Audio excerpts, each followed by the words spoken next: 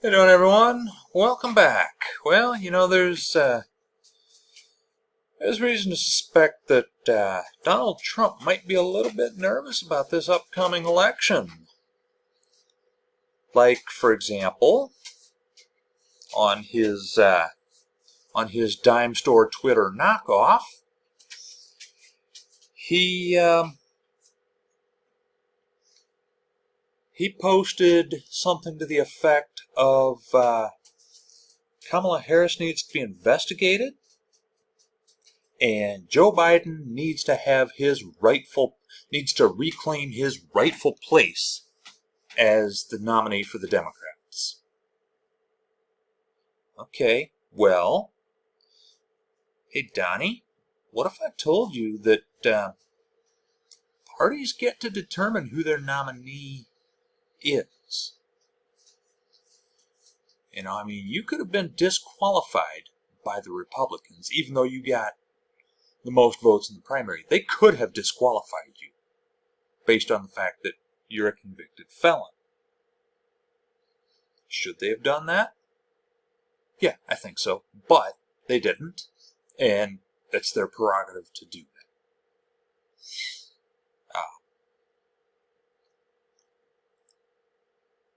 The Democrats, now you can make the argument that, well, we started to go through a primary. We were going through a primary, and Joe Biden was winning in the primaries. But you know what? There's nothing illegal or unconstitutional or unethical about the way Biden stepped down. And he didn't really step down, he stepped aside. He chose not to run for re-election, which was a wise move, I believe, for a number of reasons.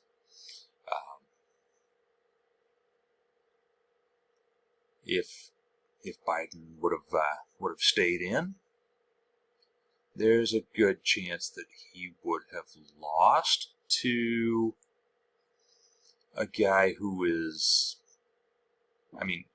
for some reason, Biden is seen as being mentally incompetent, and I get it. He's an old man, and he's not as sharp as he used to be.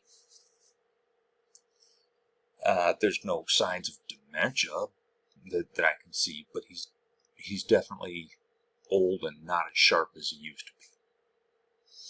Right? And that happens. Trump,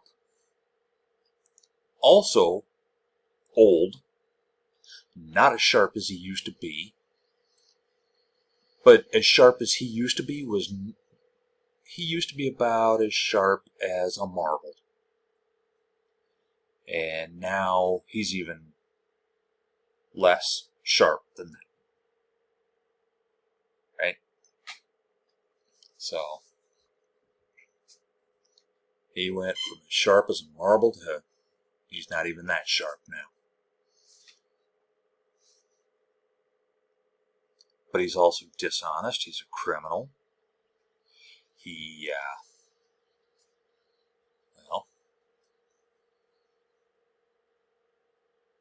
can't speak he can't make a complete full sentence that makes any sense. He's incapable of doing that. He calls it the weave, where he ties it all back together. Well, he doesn't tie anything back together. He just rambles, and he never ties it back together. He just says stuff that makes no sense at all.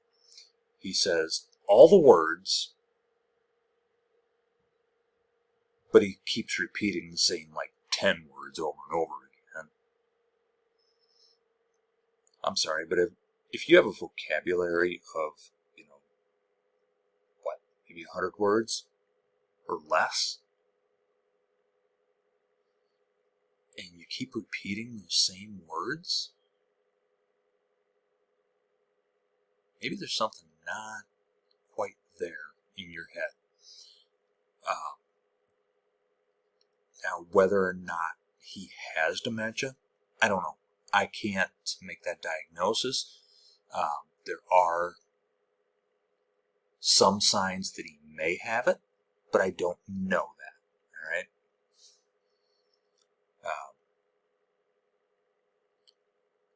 And it does run in his family. So, maybe he does, maybe he doesn't. We don't know, but it does run in his family, right? So for him to be up there rambling, and I mean, to go on, his social media at just all hours, saying the most unhinged, outrageous things that make no sense at all. I mean, dude, you realize we are inside of 20 days till the election, right? Inside of 20 days, and you're saying that your opponent needs to be investigated, and you want the other opponent back. Okay? Well, yeah, I tell you what.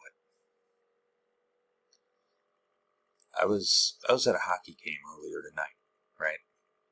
And the team that I was cheering for, they didn't win, right? They didn't win.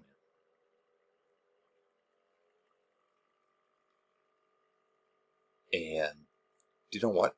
What if I would have said, what if the team would have been allowed to say, hey, you know what? Let's just say it, halfway through the second period, or even into the third period when they're down 4-0. Down 4-0 in the third period. And they say, hey, you know what? No. We want the opponent that we played last week. We want them back. Because they won. They won that game. Well, you can't do that. You can't get the old opponent back just because you don't like that you're losing. And that's what it is. He knows he's losing. He knows he's not popular. People do not like him. And you know what? He likely would have won the Electoral College again against Biden while still losing the popular vote for the third time. He's going to lose the popular vote for the third time in a row. And it's looking more and more like he's not going to win. It looks like she's going to win. Now, still go vote, because she doesn't win if you don't vote, right? If you stay home, because it looks like she might have it, well, especially if you're in a swing state, if you stay home, that's a good way to hand it over to him. And we've already seen him, and it wasn't good. And he's worse now. He is unhinged. He is incoherent. I mean, his policy ideas, he has what? What are his policy ideas? Deport everyone, and tariffs on everything, tax cuts for the rich, and use the legal system against everybody because the legal system was used against me, even though it wasn't weaponized like he said it was. It was, hey, you know what? There's evidence that you committed crimes. So you were indicted for those and prosecuted in the New York case and convicted. So, a convicted felon has no place in the White House. No place at all. He knows that. He knows that he's not popular. He knows he's losing. And that's why he wants Harris replaced with Biden. Well,